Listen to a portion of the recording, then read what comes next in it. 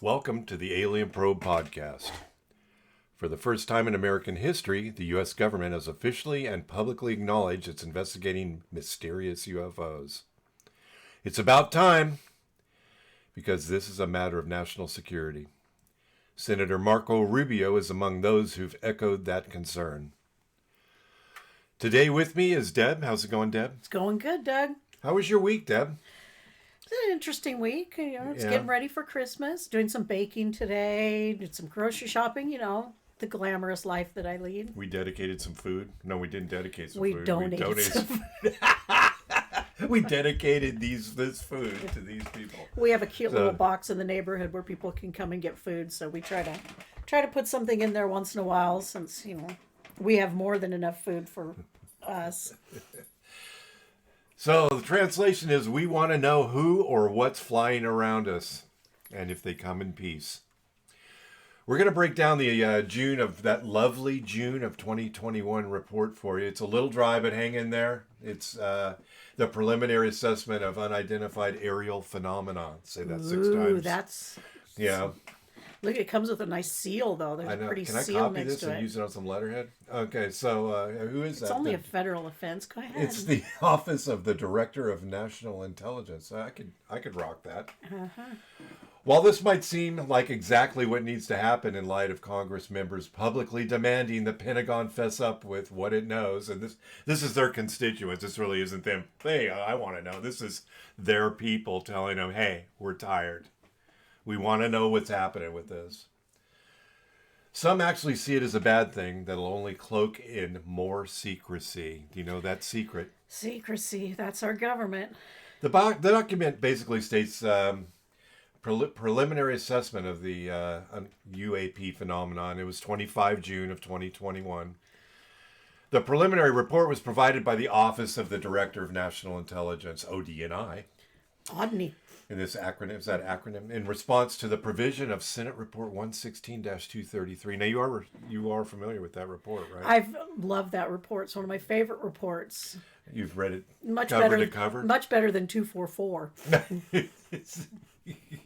Accompanying the Intelligence Authorization Act, IAA, for fiscal year 2021, that the DNI, in consultation with the Secretary of Defense, is to submit an intelligence assessment of the threat posed by the unidentified aerial phenomena, as we will report as UAPs throughout the report. And the progress the Department of Defense UAP Task Force, UPEP, has made in understanding this threat. The report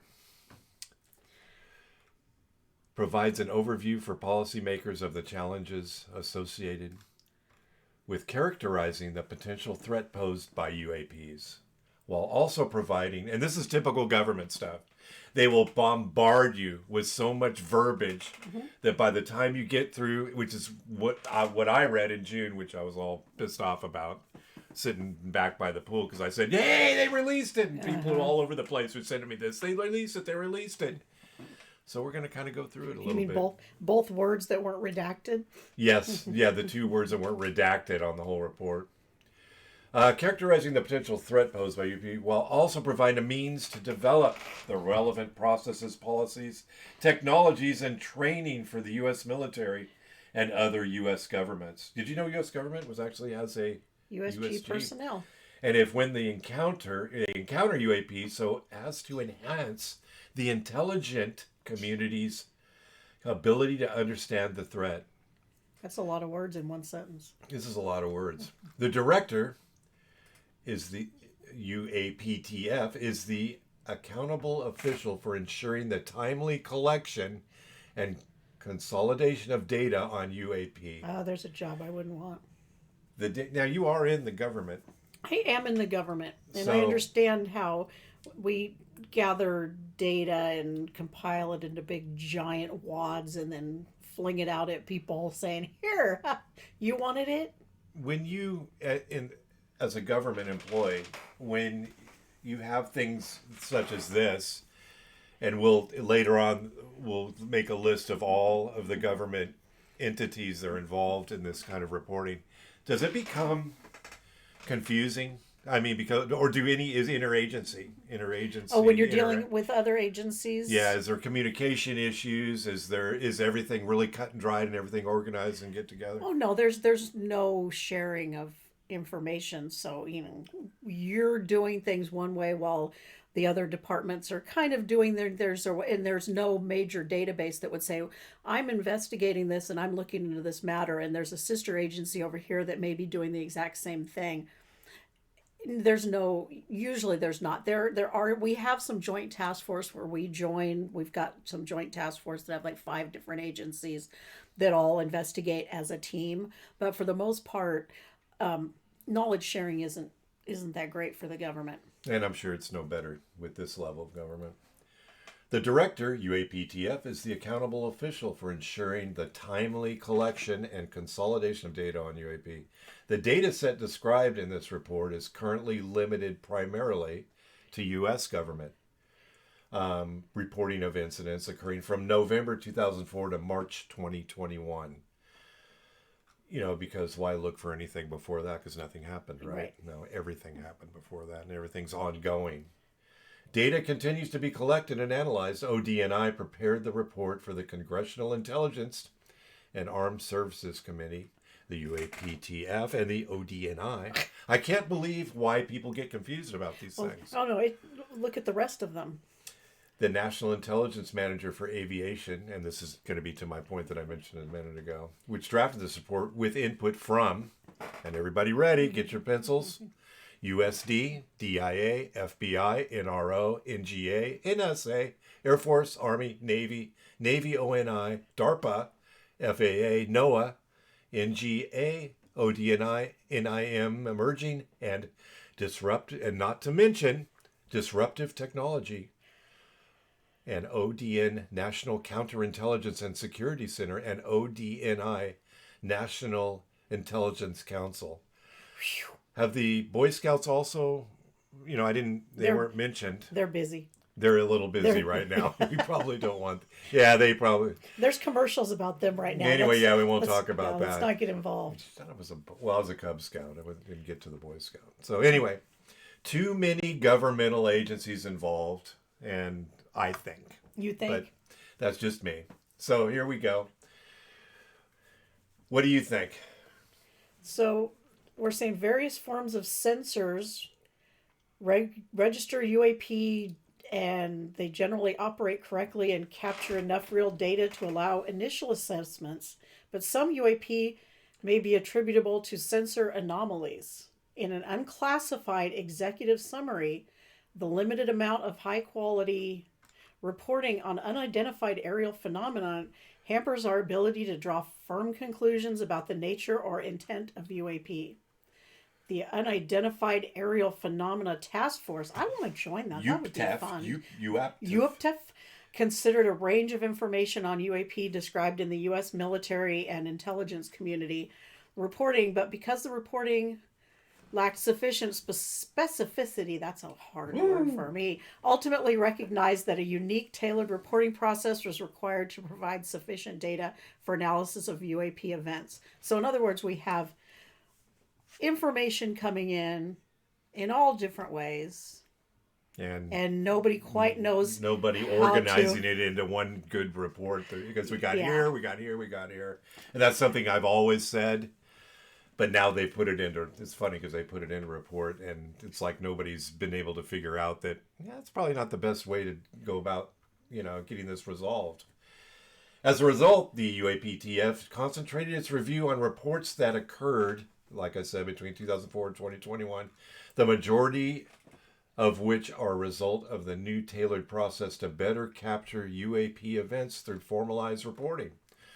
Most of the UAP reported probably do represent physical objects, given that a majority of UAP were registered across multiple sensors, to include radar, infrared, electro-optical, weapon seekers, and visual observation.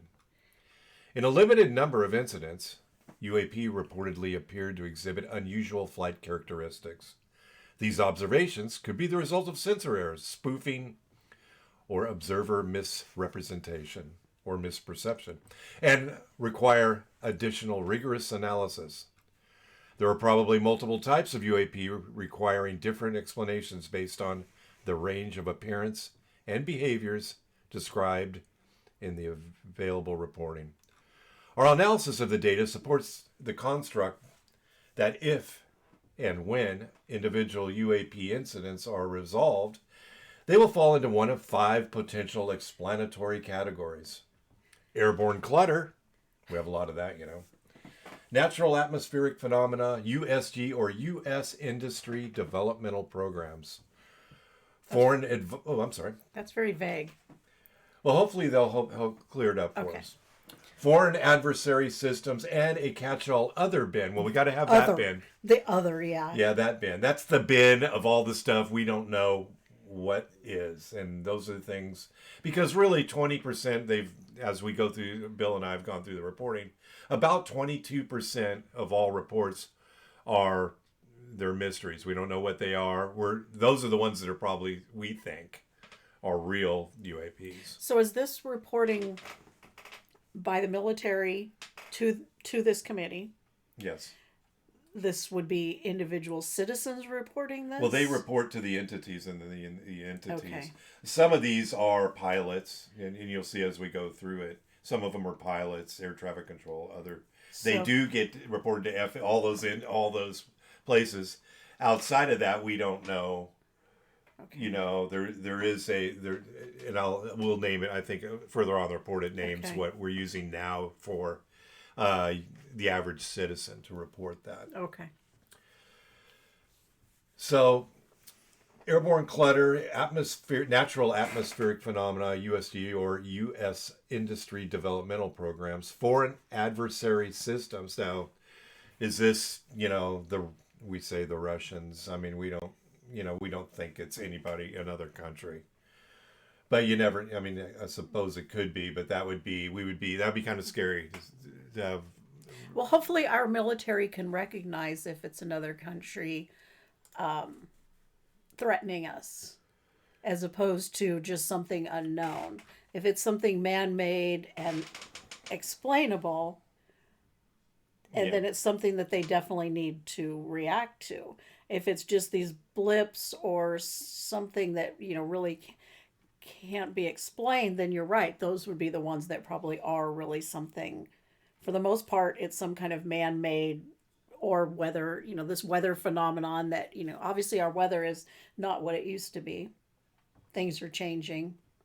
The public's of the opinion that we have, which means nothing almost, we have aliens, and we have bodies. We have, I don't know if we have any live aliens, but we have bodies. We have the Bob Lazar. You and I have listened to the Joe Rogan Bob Lazar, which was phenomenal. A phenomenal report by Lazar. And, we think, I don't know. I've never seen it. So I think that might be true, that we've had them, that we have spacecraft in our possession that throughout the years, one of them, Lazar, reports that some farmer or something was digging in his field and this thing was buried for eons, just crashed there and buried. Many are of the opinion that these things have been here for just many, many, many years. So the UAP clearly pose a safety in flight. It's a safety in flight issue. The pilots are concerned. These things are flying right off their, they're flying in close proximity to passenger aircraft, military aircraft, which could be a security concern, that kind of thing. May pose a challenge to U.S. national security. Safety concerns primarily center on aviators contending with an increasingly cluttered air domain. UAP would also represent a national security challenge if they are foreign adversary collection platforms or provide evidence a potential adversary has developed either a breakthrough or disruptive technology. Yeah, foreign UAP, like we just said, kind of scary. Consistent consolidation of reports from across the federal government, standardized reporting, increased collection and analysis, and a streamlined process for screening all such reports against a broad range of relevant USG data will allow for a more sophisticated analysis of UAP that is likely to deepen our understanding. Some of these steps are resource intensive and require additional investment. Yes, I think it would. That sounds, I mean, just like you've got to have this room full of people, and there has to be some training. There has to be, somebody has to develop the screening procedure. I mean, I've been in a place, we've had to learn how to screen complaints from consumers. How huge is this compared to that? Definitely. Unclassified available reporting is largely inconclusive, limited. Unclassified available reporting, largely inconclusive, limited data. That's leaves, just like the title. Okay, leaves most UAP unexplained. Well, yeah, because we just don't know what we're examining, right? And that's the crux of what Bill and I have been saying. I mean, we've been chasing these things in 2014. We had, one of our, fastest aircraft be able to track this. You've seen the Tic Tac video. I've made you watch it, time and again. And, they've captured these things on the gun, on the gun targeting systems, basically. So they're able to evaluate how fast they are. And, they're there. We just can't, according to the government, we don't have anything. We don't have any proof. We don't have anything that helps us understand what's going on with this. Does this sound similar to what you encounter in my world of complaints are so very cut and dried. Somebody did something wrong. It says no standardized reporting mechanism existed until the Navy established one in March of 2019. The Air Force then adopted that mechanism in November of 2020, but it remains limited to USG reporting. The UAPTF, the task force, regularly heard anecdotally during its research about other observations that occurred but which were never captured in formal or informal reporting by those observers. After carefully considering this information, the task force focused on reports that involved UAP, which were largely witnessed firsthand by military aviators and that were collected from systems that we considered to be reliable. Okay, that was one of my questions, is where are we getting this data that somebody going to, because if you just got, Henry out in the field going, I saw something, how do we even analyze that? We can't analyze what he saw if there's nothing, I guess we need our radar system, we need our pilots who actually recorded, who saw, who understand. I can look at these videos and not understanding flight. It's like, well, yeah, it's just a thing moving around.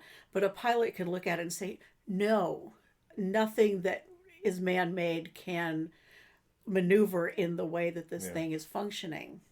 Knowing that you've seen the Tic Tac video. Yes, I've seen the Tic Tac. You've seen all the videos. I've seen all the videos. So many videos that they evaluate, that we look at.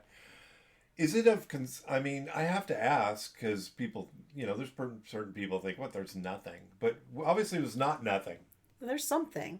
So does it have any level of concern by you that this is happening? That they're just going to come out of the sky? And no, not what they're going to do, but they're there. And are they going to do something? I mean, we've all seen Independence Day.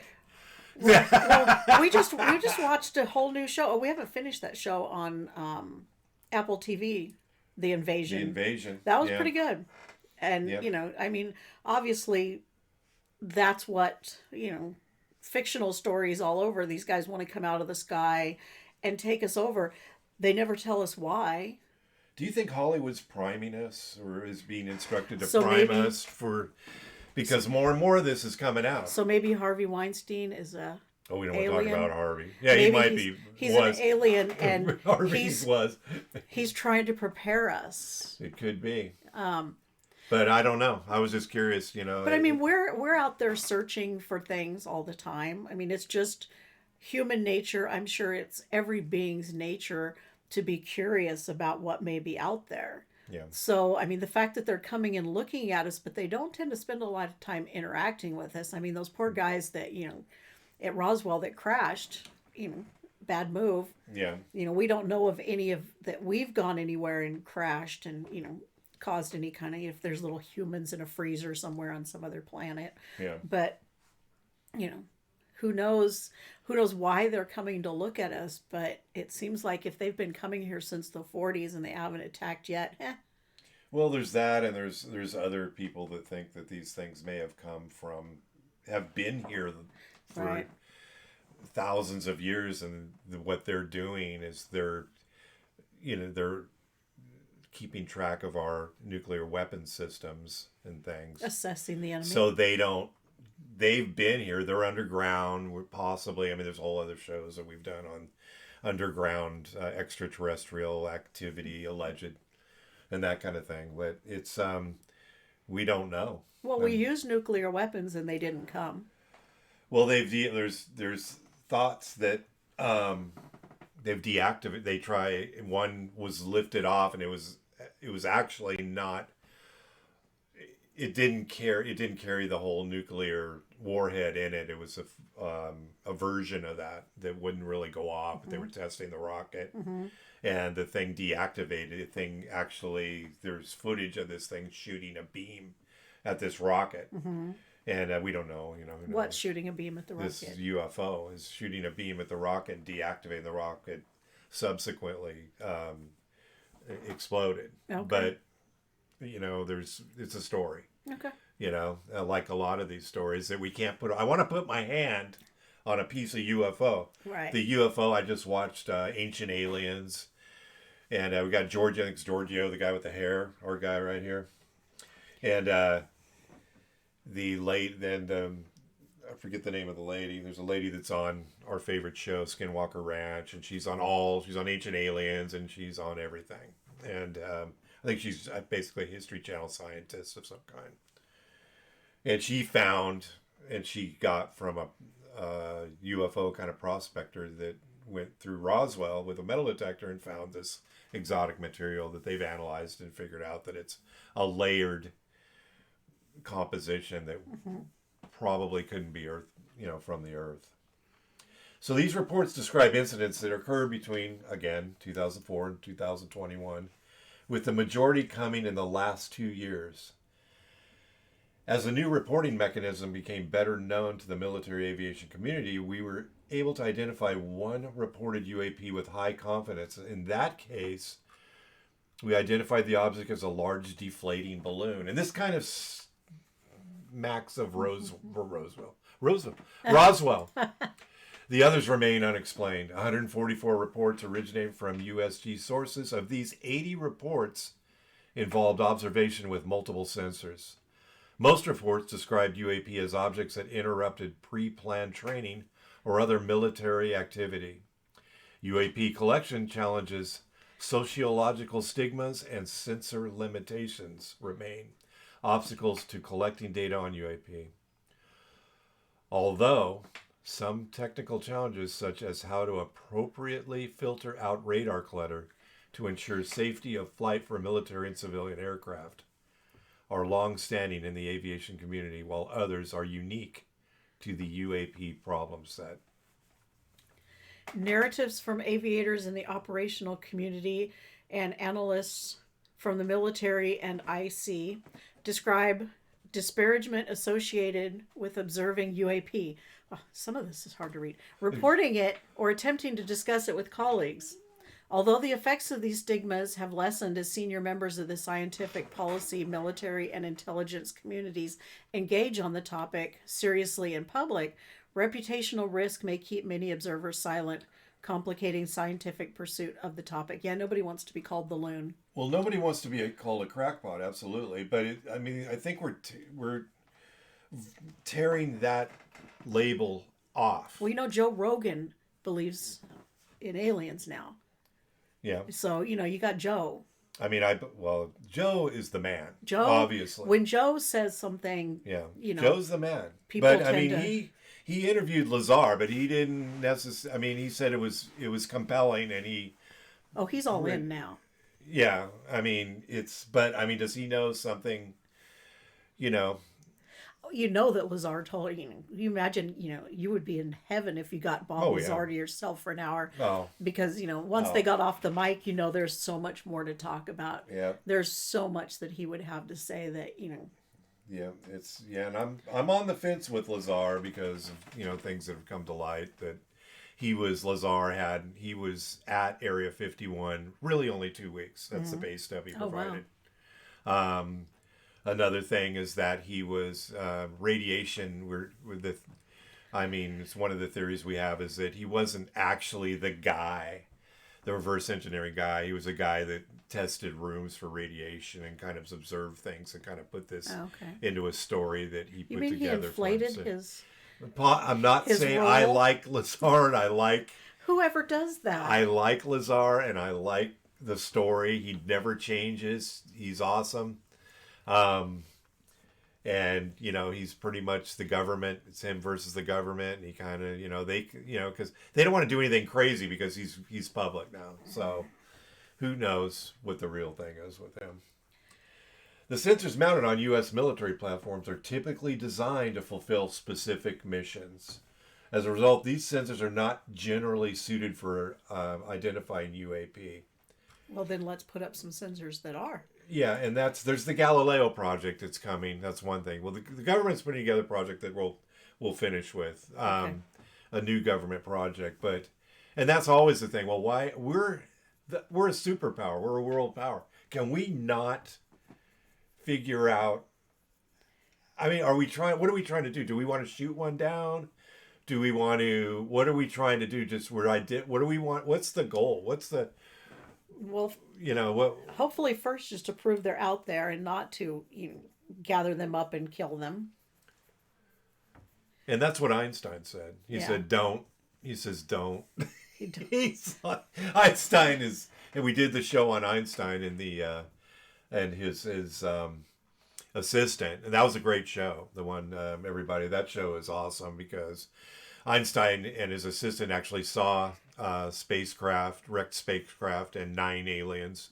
One alien was alive that they went and actually visited, and that's a really compelling. The 9 alien, the spacecraft, the way they describe the damage on the craft is really compelling and kind of something that Bill and I are using as more or less a baseline for further research and observations that we see. But the sensor vantage points and the numbers of sensors concurrently observing an object play substantial roles in distinguishing UAP from known objects and determining whether a UAP demonstrates breakthrough aerospace capabilities. BACs. Yeah. Optical set. They don't say that. No. I'm going to say it. I'm going to put it out there. The BAC. Breakthrough on aerospace capability. Optical sensors have the benefit of providing some insight into relative size, shape, and structure. Radio frequency sensors provide more accurate velocity and range information.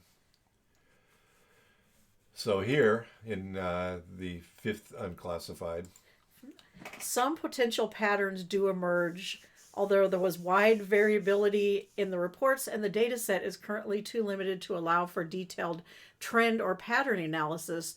There was some clustering of UAP observations regarding shape, size, and particularly propulsion. UAP sightings also tended to cluster around U.S. training and testing grounds, but we assess that this may result from collection bias as a result of focused attention, greater numbers of latest generation sensors operating in those areas, unit expectations, and guidance to report anomalies. So the fact that we're actually looking for it, have the sensors to find it, and people looking for it makes for more. That makes sense. Yeah. And a handful of UAP appear to demonstrate advanced technology in 18 incidents, described in 21 reports. Observers reported unusual UAP movement patterns or flight characteristics. Some UAP appeared to remain stationary in winds aloft, move against the wind, maneuver abruptly, or move at considerable speed without discernible means of propulsion. In a small number of cases, military aircraft systems processed radio frequency energy associated with UAP sightings. The task force holds a small amount of data that appear to show UAP demonstrating acceleration or degree of signature management. I guess that would be like shape-shifting. Yeah. On at least one of the incidents that, there's been more than one. They're one shape, and then they actually they're like a typical flying saucer, and then they actually stretch themselves into a very thin Oh, wow. saucer shape while they're being observed. So it's kind of to make themselves less vulnerable. Yeah, I don't know. Radar could detectors. be a radar. Could be a radar signature thing, like the stealth, like we use on our stealth fighters and things. Additional rigorous analysis are necessary by multiple teams or groups of technical experts to determine the nature and validity of these data. We are conducting further analysis to determine if breakthrough technologies were demonstrated. The UAP probably lack a single explanation. The UAP documented in this limited data set demonstrate an array of aerial behaviors, reinforcing the possibility there are multiple types of UAP requiring different explanations. Our analysis of the data supports the construct that if and when individual UAP incidents are resolved, they will fall into one of 5 potential explanatory categories: airborne clutter, natural atmospheric phenomena, USG or industry developmental programs, foreign adversary systems, and the other catch-all bin. The old catch-all bin, with the exception of one instance where reported with high confidence that the UAP was airborne clutter, and that balloon again. I mean, it's like they keep doing the same thing all over, talking about the same thing. The damn balloon. Specifically, deflate. We currently lack sufficient information in our data set to attribute incidents to specific explanations, airborne clutter, and such as airborne clutter. These objects include birds, balloons, recreational unmanned aerial vehicles, UAVs, which are government. I assume they're not mean just your garden variety drone, or airborne debris like plastic bags that muddle us. Is this a thing? Plastic bags that muddle a scene in the atmosphere, right? Yeah, I mean they could. I mean potentially if you get one of our 53-gallon garbage bags that Max tears out of the garbage can, and then there's a big wind and it blows up into the atmosphere. I guess that could be. I guess that could happen. They muddle a scene and affect an operator's ability to identify true targets, such as enemy aircraft. Natural atmospheric phenomena includes ice crystals, moisture, and thermal fluctuations that may register on some infrared and radar systems. USG or industry developmental programs. Some UAP observations could be attributable to developments and classified programs by U.S. entities. Unable to confirm, however, that these systems accounted for any of the UAP reports we collected. Foreign adversary systems. Some UAP may be technologies deployed by China, Russia, another nation, or a non-governmental entity. Interesting. Although most of the UAP described in our data set probably remain unidentified due to limited data or challenges to collection processing or analysis. We may require additional scientific knowledge to successfully collect on, analyze, and characterize some of them. We've grouped such objects in this category pending scientific advances that allowed us to better understand them. We just don't have the tech. I mean, this is something we discuss all the time. We don't have the technology. It's with everything that's going on now in the world. I just can't believe that we can put something together that can just track this thing. They say they see it at radar. Oh, it's not on radar. Well, can it be handed off? Radar here, here. Generally speaking, that's what happens in the FAA or the tracking systems, the radar. Right. It gets handed off. It came here, it's handed off. We could track it to wherever it's going to be. I don't know if this thing, okay, so where did it end up? Right. Where did it go? The task force tends to focus additional analysis on the small number of cases where UAP appear to display unusual flight characteristics or signature management. UAP pose a hazard to safety of flight and could pose a broader danger if some instances represent sophisticated collection against U.S. military activities by a foreign government or demonstrate a breakthrough aerospace technology by a potential adversary. Yep. Gosh, dang it, I thought I was going to get that one right. Almost. You almost nailed it. Ongoing aerospace concerns are when aviators encounter safety hazards They are required to report these concerns. Back in the day, airline pilots would be the last thing they would do is report a UFO. If you want to get your flight status pulled, that's one of the best ways to do it. So depending on the location, volume, and behavior of hazards during incursions on ranges, pilots may cease their tests and or training and land their aircraft, which has been a deterrent. So what happened was basically they would see something and they would they could get out of the air. We don't want this thing to be doing it. Now they're changing their attitude. They said, well, let's go after this thing. Let's see some gun camera footage. Let's report some of its, aeronautical characteristics. Let's do something. Right. It's going to get this thing, nailed down if we can. The task force has 11 reports of documented instances in which pilots reported near misses with the UAP. Potential national security challenges are we currently lack data to indicate any UAP are part of a foreign collection program or indicative of a major technological advancement by a potential adversary. We continue to monitor for evidence of such programs given the counterintelligence challenge they pose, particularly as some UAP have been detected near military facilities or by aircraft carrying the USG's most advanced sensor systems. Most advanced, which isn't advanced enough. Apparently. Obviously not. Explain UAP will require analytic collection and resource investment. Standardize the reporting, consolidate the data, and deepen the analysis in line with the provisions of Senate Report, the one 116-233, accompanying the IAA for fiscal year 2021. It's amazing. Put this thing in as wordy as you can, so people just get distant. So it seems like something, but it's really nothing. It's just a lot of words. The task force long-term goal is to widen the scope of the work to include UAP events documented by a broader swath of USG personnel and technical systems in its analysis. As the data set increases, the task force's ability to employ data analytics to detect trends will also improve. Well, they better get their tech better if they're going to do that.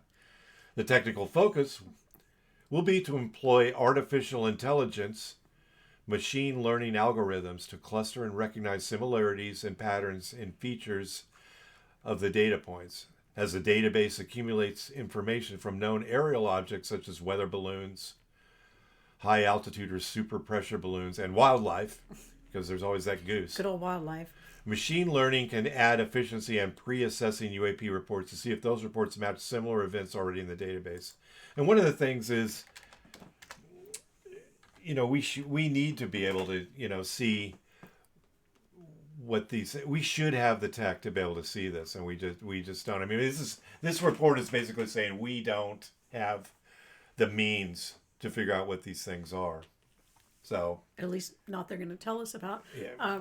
The task force has begun to develop interagency analytical and processing workflows to ensure both collection and analysis will be well informed and coordinated. So I've done that. I've been that interagency, where you're going to report this way and you're going to report this way, and then my little person is going to take all those reports and put decide how we're going to do it. Yeah, it's fun.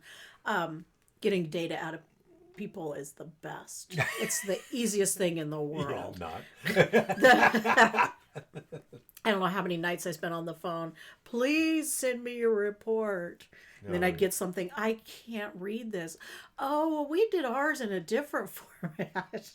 Yeah, I can't imagine this is much different. Probably not. The way it's happening with the task force. You send out an Excel spreadsheet and ask them to put words in it, and you get it back in Word, in hieroglyphics. The majority of the UAP data is from the U.S. Navy reporting, but efforts are underway to standardize incident reportings across U.S. military services and other government agencies to ensure all relevant data is captured with respect to particular incidents and any U.S. activities that might be relevant. The task force is currently working to acquire additional reporting, including from the Air Force, and has begun receiving data from the Federal Aviation Administration. Although the U.S. Air Force data collection has been limited historically, the Air Force has begun a 6-month pilot program in November of 2020 to collect in the most likely areas to encounter UAP and is evaluating how to normalize future collection, reporting, and analysis across the entire Air Force. So they're going to get this right. Well, it occurs to me that, I mean, they want to use this artificial intelligence to evaluate past radar recorded radar observation, because everything's recorded. I'm assuming. Right. I've never. I assume it's recorded so you can play back stuff. You don't just, it's just on the screen. That's it. I can't imagine it's like that. It's probably recorded and stored, and it's probably stored for a long time. Yeah. So whenever we need an algorithm that can assess any radar, since we can see it on radar sometimes, anything that's got it on there, and evaluate any radar that's stored, if it can go through and, take a look at these things and find out, how one relates to another, or where this thing ends as we bring it from one section of observation to another. Now, the FAA captures all data related to UAP. That's interesting. I didn't know that. I don't know how they maybe like I just discussed. During the normal course of managing air traffic operations, the FAA generally ingests this data when pilots and other airspace users report unusual or unexpected events to the FAA's air traffic organization. In addition, the FAA continuously monitors its systems for anomalies, generating additional information that may be of use to the task force. The FAA is able to isolate data of interest to the task force and make it available. The FAA has a robust and effective outreach program that can help the task force reach members of the aviation community to highlight the importance of reporting the UAP. But I'm just not sold. It's like, what? So they're getting nothing on their screens. They're taking actual verbal reports from pilots who saw something that concerned them. And then they're somehow... And then they're giving it to some other organization. They're somehow, Well, they're giving it to the task force. But now what? Now what happens to all of it? Who's going, okay, so what are we doing? What are we doing with this information? But they have a new outreach program that'll get more reporting. They're not telling you what they're going to do with it once it's reporting, but they are getting a task force to encourage pilots to report. I just think, this is going to be more Roswell stuff. I mean, it's going to be, they're going to find out. If they do find out anything, are they going to... They're not going to... People, all the UFO enthusiasts, I should say, are thinking that once there is a new task force that we'll mention at the end that's coming on board. It doesn't seem like this has really done anything for us. Mm-hmm. It really just thinks that this is just muddying the water. It's just like they're trying to muddy the water. It's like, when you have employees that, you try to tell them what to do and they give you this rhetoric all back and try to, change things around, move things from one. Right. And you have to sniff through that. Okay. And you have to sit them down and go, okay, now this is what we really need. No, they have when you get any government organization and you get a whole lot of people involved, you've got egos and different mindsets, and it'll be years before they even decide what a report looks like. Yeah. And then not to mention what are we going to do with that report? So to expand the collection, the task force is looking for novel ways to increase collection of UAP cluster areas when U.S. forces are not present, as a way to baseline standard UAP activity and mitigate the collection bias in the data set. So see, they're just, What are they doing? What are they doing? What are they doing, Deb? They want to collect more. That's what collecting. I get. That's what I get. They want to collect more. One proposal is to use advanced algorithms. Oh, I love an algorithm to search historical data captured and stored by radar. Oh, yay. So there you go. There's that stored radar stuff. The task force also plans to update its current interagency collection strategy in order to bring to bear relevant collection platforms and methods from the DoD and the IC. Increase investment in research and development. The task force has indicated that additional funding for research and development could further future Further the future. Oh, don't put those words together for me. Further the future. Further the future. Study of the topics laid out in this report. Or you'll get something in the further future, but just not now. Such investment should be guided by a UAP collection strategy. See, we gotta form a task force. We gotta devise a strategy. We gotta collect data. I was an analyst. I remember the analytical process. You gotta collate, investigate. We always steps added a lot of things to that, but we got to make it really wordy so it seems like you're doing something. Yeah, there's all kinds of cates and you got to investigate, collate. I don't know. We added fornicate, but I don't think that's supposed to be in there. Yeah, well, it was part of our investigative process. Yeah. So, strategy and R&D, technical roadmap, and UAP program plan. I don't know if we went through that. So,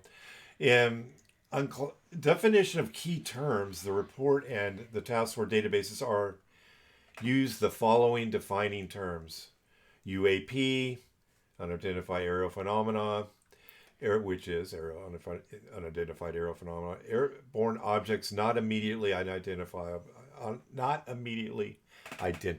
Yeah, let's see, that's a lot of syllables right in one little thing there. The acronym UAP represents the broadcast category of airborne objects reviewed for analysis. In the UAP event, this is a holistic description of an occurrence during which a pilot or aircrew witnessed or detected a UAP. A UAP incident is a specific part of the event. The UAP report is documentation of a UAP event to include verified chains of custody and basic information such as the time, the date, the location, and description of the UAP. UAP reports include range Fowler 1 reports and other reporting. U.S. Navy aviators define a range Fowler as an activity or object that interrupts a pre-planned training mission. So, the positive thing we can say is that the government now says that it has established a procedure for reporting these sightings to military officials. See? Got a procedure, maybe a complaint form, which should help collect better data to study such objects in the future. So we know what we want to see. For now, though, leaving so much unanswered will surely fuel greater speculation, especially since part of the report still remains classified. Well, the DoD notes the move comes under direct orders and coordination with top intelligence officials. Now we're saved. While pointing out this is the direct result of the DNI report. That DNI, that's do not inventory. Yeah, no, that's not do not inventory. I think that would be something. I think that would be something about naval intelligence, but which turned out to be nothing. Nothing. Our government was unable to properly identify or explain, in the things we just talked about over the past several minutes, 143 of 144 flying objects had been witnessed or documented since 2004. The Defense Department says the new agency is being formed to improve a system that's clearly flawed. Clearly. Well, I'm glad they've identified that. Yeah, we know we have problems. Whatever we're doing, it ain't working. Now the Department of Defense launches a new UFO task force to investigate phenomena. This seems to be a strong arm movement by the Pentagon to control the UFO research and hard work experts have put in over the years. Yeah, some Dr. Bill and I have been unraveling over the past months via the history since 1947. Uncle Sam wants to wrangle in the UFO phenomenon that's clearly starting to go mainstream. Well, it's more and more people are getting interested. I mean, you can see when I'm out, and it's like, there was a time in my life that I wouldn't wear a t-shirt with a UFO on it. Because, or Bigfoot, or any of those crazy things. Thanks to Deb, I get a lot of those shirts. Any of those crazy things you believe in. Because, you don't want to be, especially being in management, you don't want to be labeled somebody that might be unstable. No.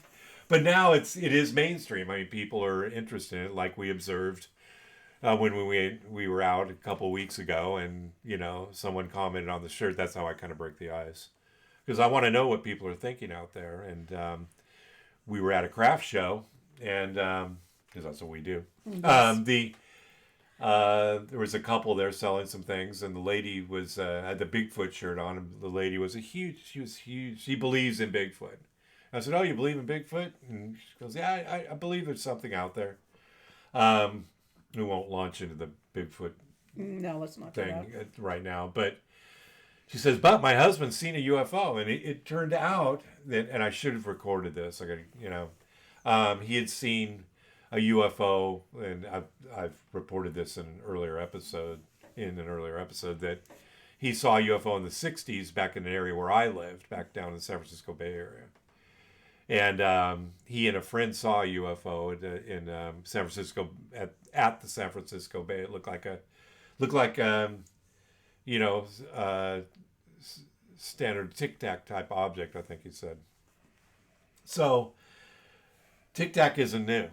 I mean, but he said it was something oval. It was similar to a Tic Tac, but it wasn't quite, and it didn't sound like what we've seen on the gun camera footage. But he and his friend agreed that they will not discuss this with anyone because they don't want to be labeled nuts. So nowadays it's kind of different. I talk about it at work. I hand out mouse pads. They know what I do. Everybody knows. And everybody knows what Doug does. So, and they're doing it by launch that is mainstream. And they're doing it by launching a whole new team specifically designated to dig in. Or we should say probe deeper. Probe deeper, that's good. Hello. So the U.S. Department of Defense announced it's starting a task force called, are you ready? Oh, God. Get ready. The Airborne Object Identification and Management Synchronization Group. Now, okay, now this is my problem, Deb. This is my problem with this. I'd rather see SAGMOI. SAGMOI? Yeah. Because SAGMOI is a lot easier. See, when you have these long acronyms. So that would be the Synchronization Airborne Group Management Object Identification. Yeah. That doesn't make sense. It doesn't make sense. Oh, you can't be in charge of this, Doug. But I like SAGMOI so much better. Well. Anyway, to look into what several people claim they've seen in the skies dating back decades, not just. Now we're actually going to go back and revisit all of these things that, including what Bill and I have talked about, but I don't know how many times we need to.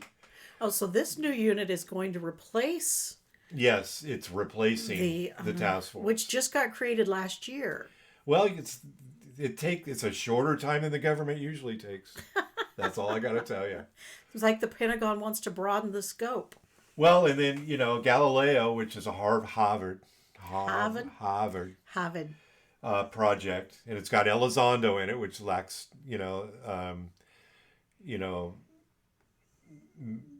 lacks legitimacy, I should say. I had it stuck. He was in there. It got stuck in your brain. The new unit is going to replace the Navy's I just said that. task force, which we got created last year, like you said, created last year. In a press release, the DoD says the purpose of this new group will be to detect, identify, and attribute objects of interest in special use airspace, which is military. I'm assuming they mean military. Yeah. So, I mean, it's...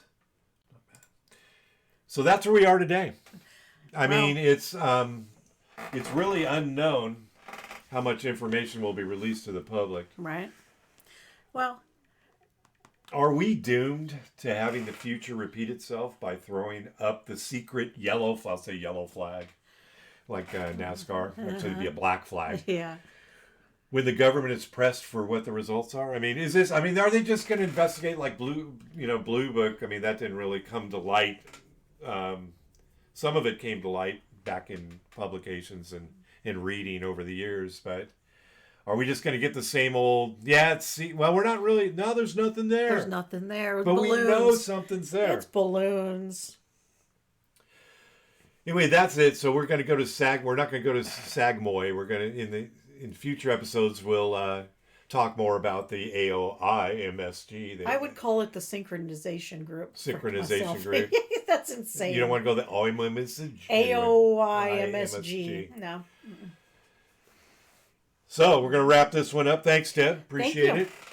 Can I go make cookies now? You wanted what kind of cookies you going to make? We're making pumpkin cookies. Awesome. Thanks for listening to the latest episode of the Alien Probe Podcast. We welcome comments, questions, or requests to alienprobepodcast@gmail.com.